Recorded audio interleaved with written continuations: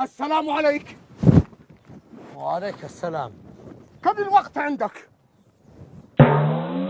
9 إلا ربع بتوقيت قريش. نعم. هل أنت من هذه الديار؟ نعم، إننا من هذه الديار. وكيف أحوال الناس هنا؟ مجعجعين منحطرين، حالتهم حالة من جراء الأوضاع الراهنة في هذه البلاد، أوضاع قاسية. أريد أن أسألك سؤال. فلتسأل يا فتى أيها الرجل.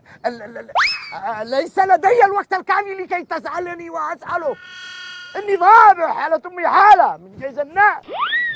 ما رأيك في الحجاج؟ من؟ الحجاج. أرجوك لا تذكر هذا الاسم عندي مرة أخرى. نعم. لماذا؟ وما سبب الجهل والدمار والظلم والقاع إلا سبب ظلم الحجاج، هذا الرجل اللعين الخسيس. هل تعرف من يكلمك ومن؟ لا يهمني من تكون. أنا الحجاج. يمه مشتي أبوك. أنا الحجاج. أنت الحجاج؟ نعم. أنا عبد المشتق يا حجاج. أنت داري من أنا؟ من أنت؟ أنا المجنون. أنا المجنون اللي بالمنطقة. أنا المجنون.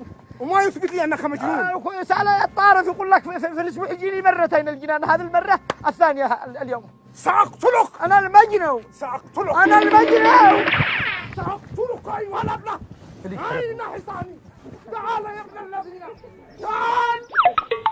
تعال هنا. هيا نلحق بهذا المجنون.